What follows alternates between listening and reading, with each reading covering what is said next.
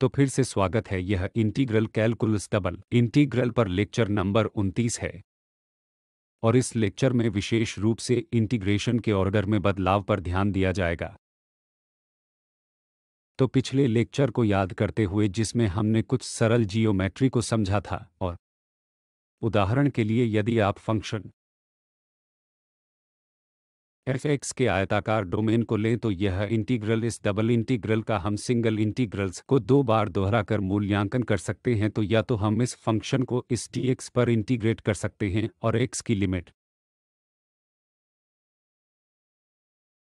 ऐसे b तक जाएगी, इसलिए पहले x के संदर्भ में सिंगल इंटीग्रल का मूल्यांकन करें और यह y का फंक्शन होगा जिसे इंटीग्रेट किया जा सकता है और y के संदर्भ में दूसरा स्टेप होगा, इसलिए y की लिमिट c से d तक होगी। यहाँ हम ऑर्डर को बदल सकते हैं, अर्थात हम पहले y के संदर्भ में इंटीग्रल का मूल्यांकन कर सकते हैं जहां y की लिमिट c से d तक जाएगी और तत्पश्चात अंत में हम x के संदर्भ में सिंगल इंटीग्रल का मूल्यांकन कर सकते हैं और उस मामले में लिमिट a से b तक होगी। हमने कुछ अन्य डोमेन भी देखे हैं, तो उदाहरण के लिए यह डोमेन y की दिशा में फंक्शन भी एक और भी दो द्वारा बाउंडेड किया गया है और y की दिशा में हमारे पास कांस्टेंट लिमिट्स हैं जो x बराबर a से x बराबर भी हैं। तो इस स्थिति में अब हमारे पास संभावना है कि हमें पहले इंटीग्रेट करना चाहिए या पहले y की दिशा में इंटीग्रेट करना सुविधाजनक या आसान है और y की लिमिट भी 1x से इस भी 2x तक होगी और उसके बाद x की लिमिट के लिए हमारे पास a से b है। तो इस मामले में यह डबल इंटीग्रल पहले आतंरिक होगा, तो y के संदर्भ में जैसा कि मैंने पहले कहा था लिमिट्स भी 1x से भी 2x तक होंगी और बाद में या अंत में, और हम इसे x के संदर्भ में इंटीग्रेट कर सकते हैं, लिमिट्स a से b तक होंगी। या हमारे पास यह डोमेन है उदाहरण के लिए, तो इस मामले में हमें पहले x के संदर्भ में इंटीग्रेशन कंसिडर करना होगा क्योंकि x के लिए इन वेरिएबल लिमिट्स को सेट करना आसान है, इसलिए x की लिमिट भी 1y से भी 2y होगी और फिर दूसरे स्टेप में हम करेंगे y के संदर्भ में इंटीग्रेशन। तो यहाँ हमारे पास x के संदर्भ में यह इंटीग्रल अंदर वाला होगा, लिमिट भी 1y से 2 भी 2y होगी और बाहर वाले की लिमिट c से d तक होगी। इसलिए इन सरल मामलों के लिए हमने देखा है कि जब हमारे पास आयताकार डोमेन होता है तो हम लिमिट्स को इंटरचेंज कर सकते हैं, चाहे हम पहले x के संदर्भ में कंप्यूट करें या y के संदर्भ में, इससे कोई फर्क नहीं पड़ता। लेकिन जब हमारे पास इस आंकड़े में या दूसरे में उदाहरण के लिए ऐसे डोमेन हैं तो हमें यह देखना चाहिए कि कौन सा आसान है। इसलिए पहले में हमें एहसास हुआ कि हमें पहले x के संदर्भ में और फिर y के संदर्भ में इंटीग्रेट करना चाहिए, जबकि दूसरे मामले में पहले x के संदर्भ में और फिर y के संदर्भ में इंटीग्रेट करना अधिक सुविधाजनक है। इसलिए यह एक ऐसी स्थिति है जहां हम यहां ऑर्डर की सुविधा देख सकते हैं, लेकिन इंटीग्रल और जो इंटीग्रल के आधार पर अन्य कारण होंगे, चाहे y के संदर्भ में आसान या संभव या सुविधाजनक है या पहले x के संदर्भ में ऐसा हो, इस बारे में अब यहाँ चर्चा होगी। इसलिए उदाहरण के लिए हमारे पास यह प्रश्न है कि हम क्रम को क्यों बदलते हैं। इसलिए एक कारण जो इस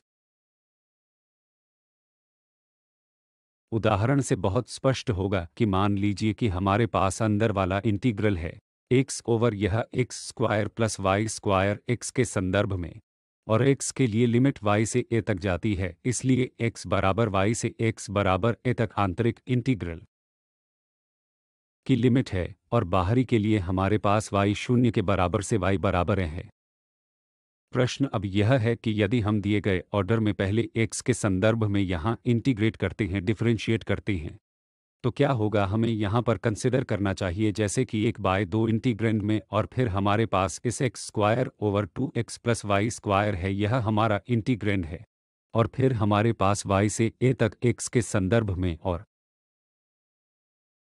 y के संदर्भ में 0 से ए तक का इंटीग्रल है हमारे पास dx dy है, तो x के संदर्भ में यह लॉगरिदमिक फंक्शन होगा, तो हमारे पास एक्स स्क्वायर प्लस इसका वाई स्क्वायर इंटीग्रल आधे के साथ होगा। और बाद में अब हमें x के लिए y से ए तक और फिर बाहरी शून्य से ए तक लिमिट्स को भी रखना होगा, और हमारे पास dy होगा, तो यह y का फंक्शन बन जाएगा जो अब ln square plus y square होगा, और बाद में यहाँ हमारे पास वाई स्क्वायर के साथ माइनस ln भी होगा। तो अब बात है कि लॉगरिदमिक फंक्शन ए स्क्वायर प्लस इस ln 2y स्क्वायर ओवर यह वाई स्क्वायर के इस फंक्शन को इंटीग्रेट किया जाना बहुत मुश्किल है। लेकिन यहाँ हम देखते हैं कि यदि हम इंटीग्रेशन के ऑर्डर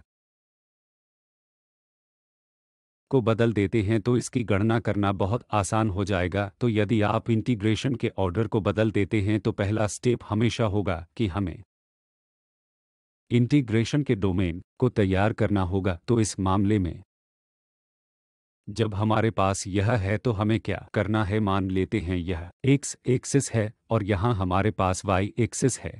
तो आतंरिक वाले की लिमिट x बराबर y हो जाती है, तो यहाँ यह रेखा x बराबर y है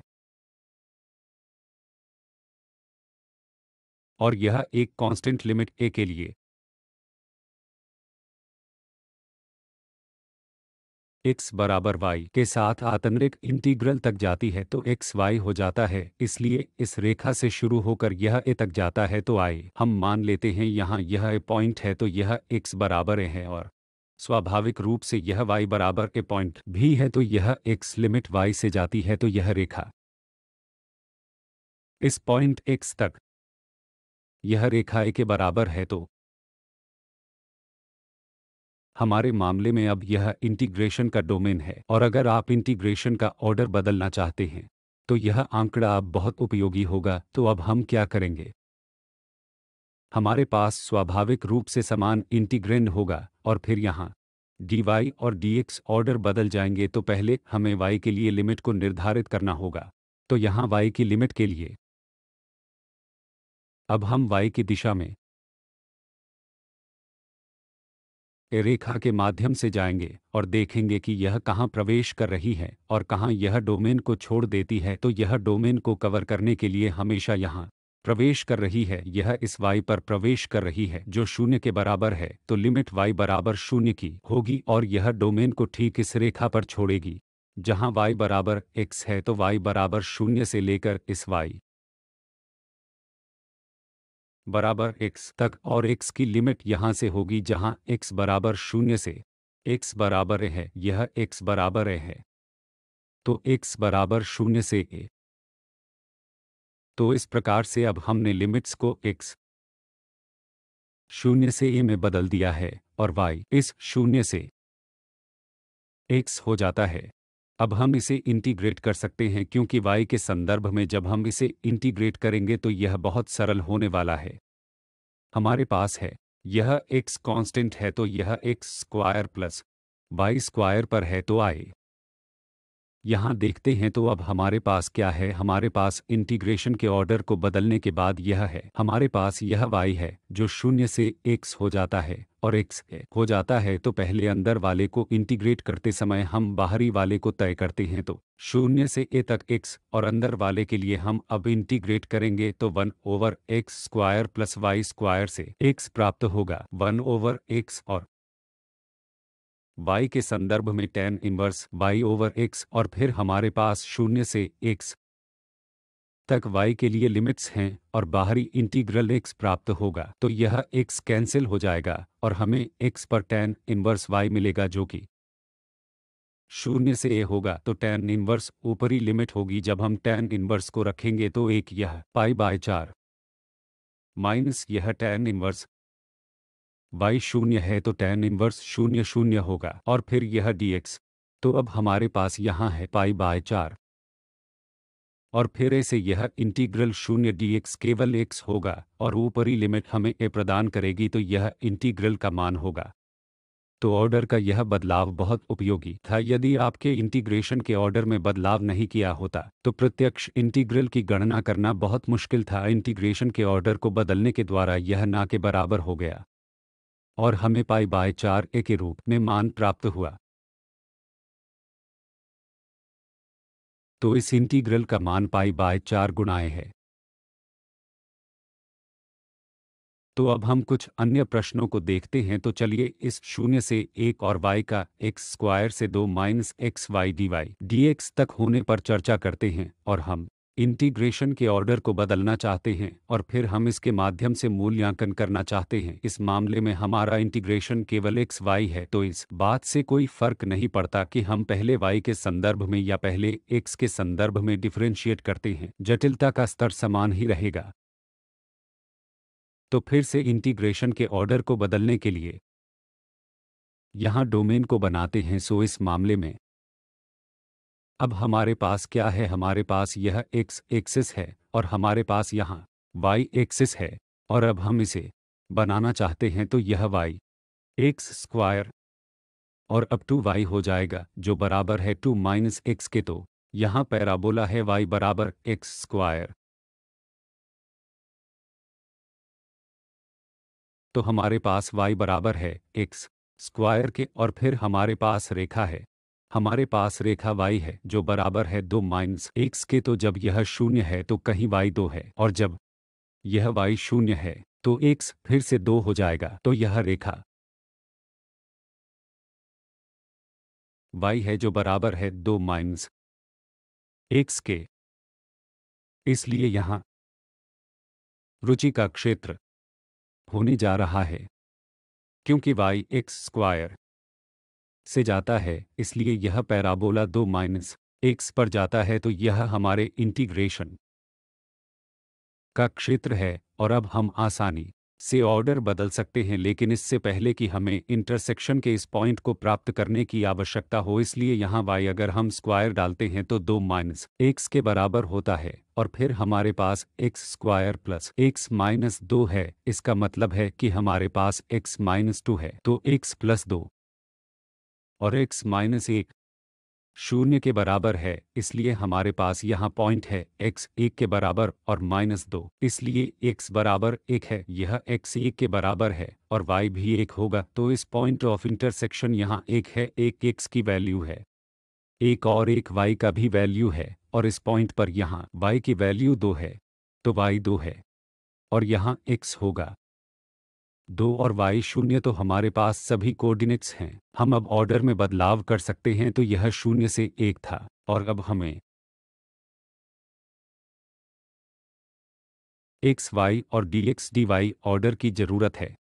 तो पहले x के संदर्भ में हमें एक पैरेलल रेखा इस x एक्सिस पर ड्रॉ करनी होगी और यह देखें कि यह डोमेन में प्रवेश करती है या छोड़ देती है। तो इन मामलों में यह हमेशा इस x से प्रवेश करता है, जो कि 0 रेखा के बराबर है। तो यहाँ हमारे पास x है जो लिमिट के अनुसार 0 के बराबर है, और फिर हमारे पास यहाँ है अपर लिमिट जो यहाँ x y तक है, जो 1 के बराबर है। हमारे पास x की लिमिट है जो हमेशा से इस x से प्रवेश करता है जो 0 के बराबर है, और इस y बराबर x के माध्यम से छोड़ देता है, यानी कि x स्क्वायर रूट y के बराबर है। तो यहाँ x इस पैराबोला से होते हुए 0 से जाता है जो कि स्क्वायर रूट y है, और यह पॉइंट y तक 1 के बराबर है। तो y 0 से 1 हो जाता है। तो इस पॉइंट तक हमारे पास यह है, और फिर हमारे पास होगा एक और पार्ट, क्योंकि y 1 से 2 हो जाता है। फिर x की लिमिट होगी 0 से लेकर इस रेखा तक, यानी कि यहाँ हमारे पास एक और पार्ट होगा जब y 1 से 2 की ओर अग्रसर है। x की लिमिट एक बार फिर 0 2 होगी, लेकिन अब यह रेखा से बाहर निकल जाएगा। इसका मतलब है कि यह 2 माइनस वाई से निकलता है, तो यह 2 माइनस वाई और इंटीग्रेट dx और dy होगा। तो अब हमारे पास दो पार्ट हैं, एक वह जहां y जा रहा है 0 से 1 तक, इसका मतलब यह डोमेन यहाँ, यह डोमेन, और दूसरा है अपर वन जहां y 1 से 2 है, जहां x 0 से a2 माइनस y है। इंटीग्रेशन के ऑर्डर को बदलने पर हमारे पास यह स्थिति है कि यह इंटीग्रल, तो हम इस इंटीग्रल को अलग से इवैल्यूएट करेंगे और हमें इंटीग्रल की वैल्यू प्राप्त होगी। तो फर्स्ट इंटीग्रल को देखते हुए यहाँ y 0 से 1 की ओर अग्रसर है और x 0 से स्क्वायर रूट y तक जाता है, तो फर्स्ट इंटीग्रल 0 से 1 और फिर यहाँ x के संदर्भ में तो y और x के संदर्भ में जब हम x को इंटीग्रेट करते हैं तो यह x स्क्वायर y 2 और हमें x 0 की लिमिट रखने पर 2 स्क्वायर रूट y और यह dy होगा यहाँ। तो 0 से 1 और हमारे पास है y by 2 x square y हो जाएगा। फिर हम इस स्क्वायर रूट वाई को रखते हैं और माइनस 0 तो हमारे पास वाई और यह डी वाई, तो हमारे पास है हाफ वाई स्क्वायर्ड, यह 1/3 वाई क्यूब। और जब हम लिमिट 1 को रखते हैं तो यह 1 और माइनस 0 होगा जो हमें प्राप्त होगी वैल्यू 1/6। यहाँ तो फर्स्ट इंटीग्रल की वैल्यू 1/6 है और फिर हम दूसरे इंटीग्रल को इवैल्यूएट कर सकते हैं। फिर से यहाँ हमारे पास है dy 1 से 2 तक और दूसरा इंटीग्रल x 0 से 2 माइनस y, तो हम x के लिए इंटीग्रेट करेंगे जो होगा x स्क्वायर बाय 2 और लिमिट होगा 0 से 2 माइनस y और फिर हमारे पास होगा dy, तो यह 1 से 2 तक बराबर है हमारे पास है y बाय 2 और फिर x स्क्वायर तो 2 माइनस वाई स्क्वायर फिर माइनस 0, तो हमारे पास है dy, तो 1/2 और यह 1/2, तो y का गुणा करना होगा यहाँ, तो हमें प्राप्त होगा 4 इंटू वाई और फिर माइनस होगा 4 टाइम्स y और फिर यह y स्क्वायर और फिर वह होंगे y स्क्वायर्ड टर्म और प्लस यह y क्यूब और फिर हमारे पास है dy। अब हम आसानी से इंटीग्रेट कर सकते हैं यह 4y और यह माइनस 4y स्क्वायर्ड और फिर हमारे पास है यह y क्यूब टर्म और इस हाफ के साथ यह इवैल्यूएशन जब हम करते हैं यह आता है 5/24। इसका इंटीग्रल होगा 5/24। हमें यहाँ जोड़ने की ज़रूरत है, तो यह 5/24 को यदि हम जोड़ते हैं तो यह 3/8 हो जाएगा, तो इस इंटीग्रल की वैल्यू होगा 3/8। और हमने एक बार यह आइडिया का उपयोग किया है कि इंटीग्रेशन के ऑर्डर में बदलाव करना जो इस मामले में आवश्यक नहीं था। यह है इंटीग्रेशन के ऑर्डर में बदलाव करने पर यह इंटीग्रल और भी अधिक कठिन हो गया है, क्योंकि अब हमें दो डोमेन को कंसिडर करना होगा, एक y से 1 था और दूसरा था 1 से 2, तो इस विशेष मामले में बिल्कुल भी आवश्यकता नहीं थी ऑर्डर में बदलाव करने की, जबकि सीधे इवैल्यूएशन ज़्यादा आसान होता है। लेकिन इसका मुख्य उद्देश्य था यह जानना कि इंटीग्रेशन के ऑर्डर में कैसे बदलाव किया जाता है। और यह प्रॉब्लम नंबर 2 है जहां हम फिर से इंटीग्रेशन के ऑर्डर में बदलाव करेंगे और इवैल्यूएट करेंगे। हालांकि इस मामले में इंटीग्रेशन के ऑर्डर में बदलाव करना जरूरी है, क्योंकि यदि हम x के संदर्भ में पहले को कंसिडर करें यह थोड़ा कठिन होगा x के संदर्भ में इंटीग्रेट करना। लेकिन यदि हम ऑर्डर में बदलाव करते हैं तो हमारे पास होगा dy। पहले हम dy के संदर्भ में इंटीग्रेट करेंगे, तो इस मामले में हमारे पास सिर्फ y होगा। ऑर्डर में बदलाव करने पर हम सीधे इंटीग्रेंड को देख सकते हैं कि हम आसानी से इंटीग्रेट करते हैं y के संदर्भ में, इसलिए दिया हुआ इंटीग्रेंड। तो ऑर्डर में बदलाव करने के लिए हमें अब यहाँ इस इंटीग्रेशन के ऑर्डर को या इस इंटीग्रेशन के डोमेन को ड्रॉ करना है। तो हमारे पास x एक्सिस है, हमारे पास यहाँ y एक्सिस है और x 0 हो जाता है, तो x 0 है इस पॉइंट पर, तो यह x माइनस है स्क्वायर रूट के बराबर है स्क्वायर और माइनस y स्क्वायर। तो यदि हम इस x माइनस ए और होल स्क्वायर को लेते हैं तो यह होगा a square minus y square और यह इम्प्लाई होगा यह x माइनस ए स्क्वायर और प्लस यह y स्क्वायर जो a स्क्वायर के बराबर है। तो यह सर्कल जिसे अब हम पहले ड्रॉ कर सकते हैं, तो x a के बराबर है, तो यह सेंटर a और 0 सेंटर है और a फिर से त्रिज्या है। तो यहाँ कहीं आएगा, तो हमारे पास यह सर्कल है त्रिज्या a। और यदि हम x की इंटीग्रल लिमिट को देखें तो वह 0 से सर्कल की ओर अग्रसर है, तो 0 से सर्कल तक और y की दिशा में। यह सही तरफ से y की तरफ जा रहा जो a के बराबर है। सर्कल की त्रिज्या तो यह छोटा क्षेत्र यहाँ की ऑर्डर। इस इंटीग्रेशन का क्षेत्र तो यह क्षेत्र है। इस क्षेत्र का ऑर्डर d का इंटीग्रेशन है, जिसे अब हमें देखना होगा। हम इंटीग्रेशन के ऑर्डर में बदल सकते हैं। क्या होगा? तो यदि हम ऑर्डर में बदलाव करते हैं तो पहले हमें dy की लिमिट सेट करने की ज़रूरत है, तो इंटीग्रल यूं ही बना रहेगा और फिर dx के साथ y के लिए बदलाव करने पर अब हमारे पास है समांतर एक रेखा।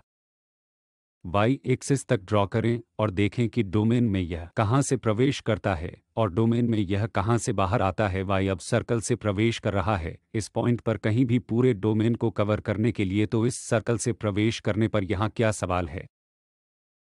तो वह y होगा जो स्क्वायर और माइनस एक्स माइनस ए होल स्क्वायर y का लोअर लिमिट, और यह y से बाहर निकलती है जो कि a के बराबर है। तो यह y अपर पॉइंट के बराबर है। और अब x की दिशा के लिए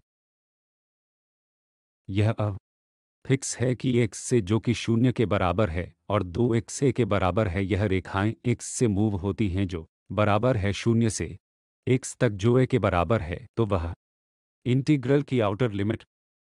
तो हमने ऑर्डर में यहाँ बदलाव किया है आसानी से, और अब इनर 1y से अग्रसर है जो कि ए square minus x minus A square से y a के बराबर है, और इनर 1 x बराबर 0 से x a के बराबर है।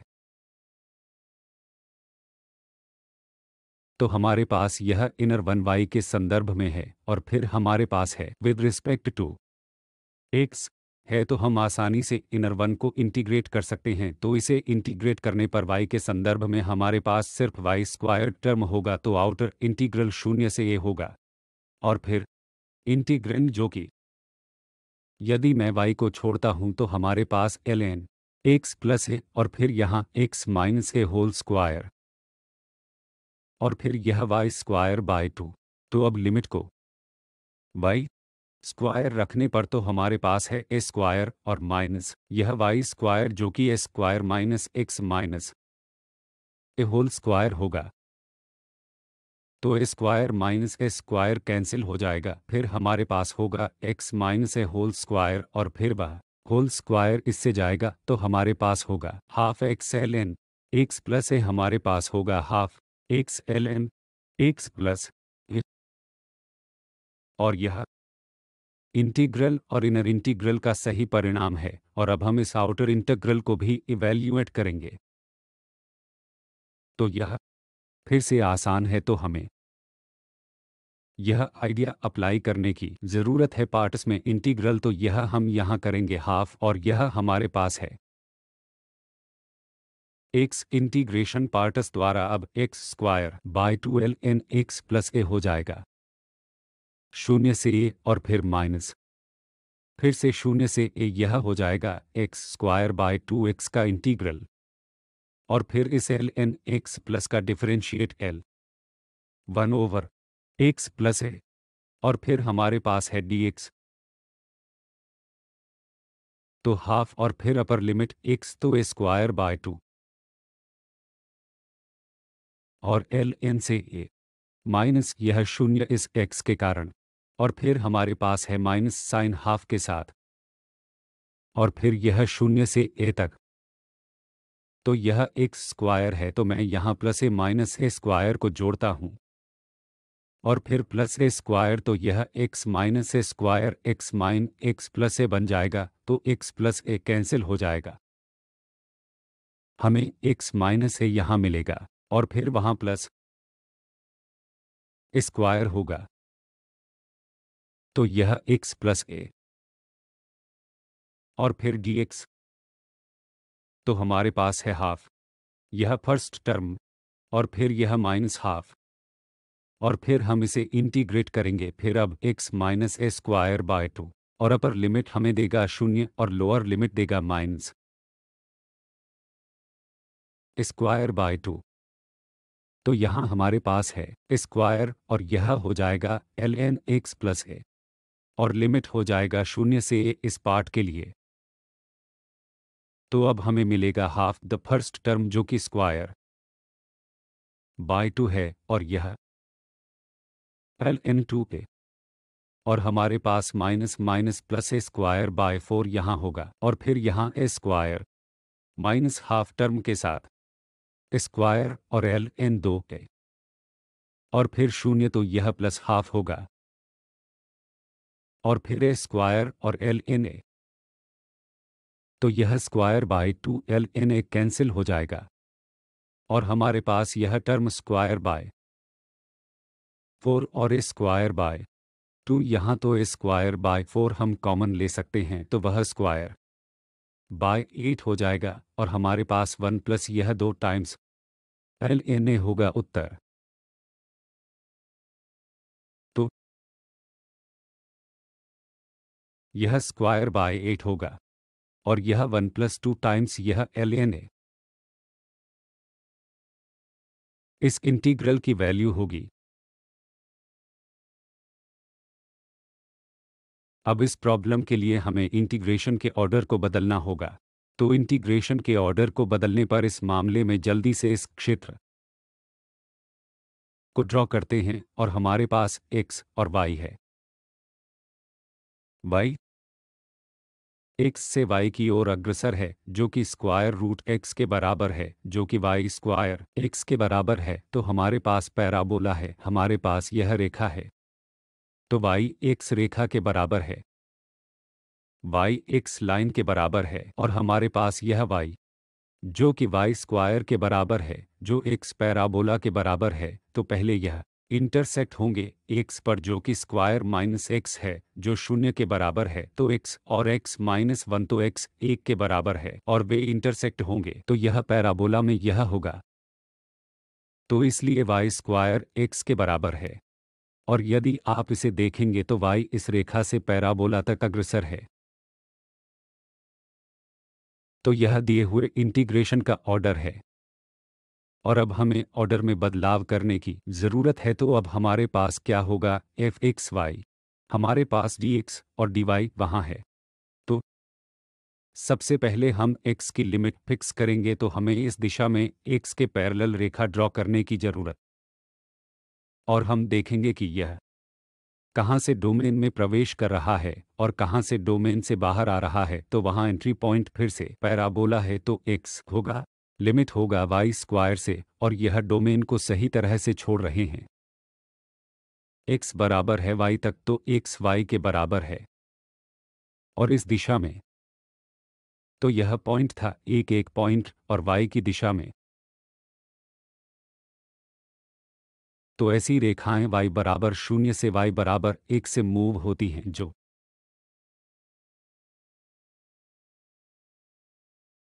तो इंटीग्रेशन के ऑर्डर में बदलाव करने से तो y की लिमिट 0 से 1 होगी और x की limit y square to y और फिर f x y d y होगी। तो एक और उदाहरण और यह इस लेक्चर का आखिरी उदाहरण होगा। तो फिर से हमें इंटीग्रेशन के ऑर्डर में बदलाव करने की ज़रूरत है। y के लिए हमारी लिमिट इस 4a से एक्स स्क्वायर तक से 3a माइनस एक्स की ओर अग्रसर। तो फिर से हमें यहाँ क्षेत्र को ड्रॉ करने की ज़रूरत है। तो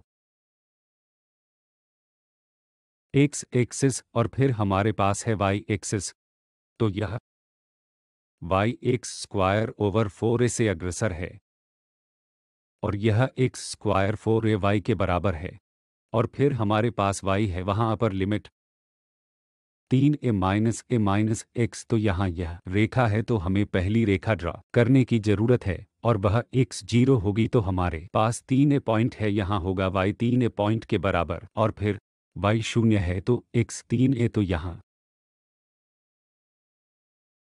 x 3a के बराबर है तो यह रेखा है। तो अब हमारे पास एक्स स्क्वायर है जो कि 4a y के बराबर है तो वह है पैराबोला एक्स स्क्वायर जो कि 4a y के बराबर है। तो हम यहाँ y के लिए लिमिट्स को देखते हैं तो y इस पैराबोला से इस रेखा की ओर अग्रसर है, तो यह y के लिए दिशा है पैराबोला से इस रेखा तक। और अब हमें इंटीग्रेशन के ऑर्डर को बदलने की ज़रूरत है। इसका मतलब x की दिशा तो हमें एक्स एक्सिस के पैरेलल एक रेखा बनानी होगी और फिर हमारे सामने वही स्थिति है जिसकी चर्चा हमने पहले की थी कि वह दो डोमेन होंगे, क्योंकि यहाँ इस प्रॉब्लम इसके पहले रेखा के तो यह डोमेन लोअर डोमेन होगा यहाँ, और हमारे पास एंट्री पॉइंट x पर होगा जो 0 के बराबर है, लेकिन एक जिट पैराबोला होगा और डोमेन का अपर पार्ट यहाँ हमारे पास एंट्री पॉइंट है यह x जो कि 0 के बराबर है वही समान, लेकिन फिर से एग्जिट पॉइंट यहाँ यह रेखा है, तो वहाँ पर दो अलग क्षेत्र हैं हमें कंसिडर करना होगा अगर हमें इंटीग्रेशन के ऑर्डर को बदलना है तो इसके लिए पहले पार्ट हमारे पास हमें ज़रूरत है dx dy, तो इस x यहाँ x 0 से अग्रसर है, x 0 से अग्रसर है और इस पैराबोला से जो कि स्क्वायर रूट यह 4ay और स्क्वायर 2 स्क्वायर रूट ay और हमें यह भी देखने की ज़रूरत है कि यहाँ क्या पॉइंट है जो 2a से 0 होगा, तो 2a इंटू a, तो यहाँ तक यह x y a से 0 के बराबर है से y a के बराबर है और फिर a टू 3a से प्लस तो y a से 3a के बराबर है। तो इस रेंज के x के लिए यह रेखा तो यहाँ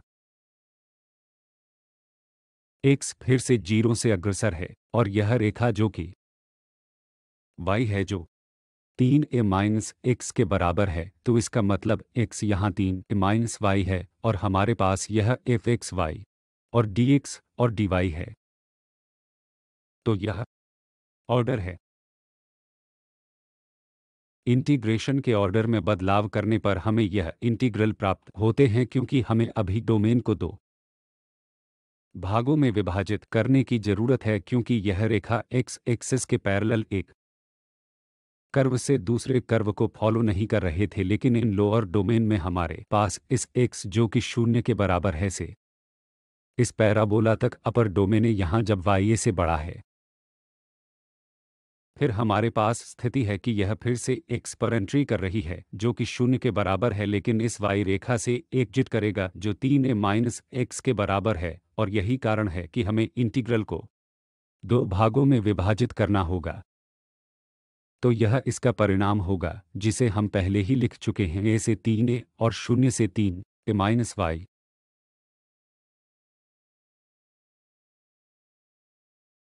तो निष्कर्ष पर पहुंचने पर सबसे ज़्यादा महत्वपूर्ण क्या है जब हमने इंटीग्रेशन के ऑर्डर को बदल दिया? सबसे पहले यह सबसे ज़्यादा आवश्यक व कई स्थितियों के लिए आसान है जब हम देखते हैं कि दिए हुए इंटीग्रेंड को इंटीग्रेट करना संभव नहीं है दिए गए ऑर्डर में, तो इंटीग्रेशन के ऑर्डर को बदलने पर इंटीग्रेट करना आसान हो जाता है, लेकिन उसके लिए क्षेत्र के इंटीग्रेशन की स्केचिंग बेहद ही महत्वपूर्ण है और इंटीग्रेशन की लिमिट डोमेन की स्केचिंग करने के बाद रखना आसान हो जाता है। तो यह सभी रेफरेंसेस हैं जिनका उपयोग हमने लेक्चर को तैयार करने के लिए किया है। आप सभी का धन्यवाद।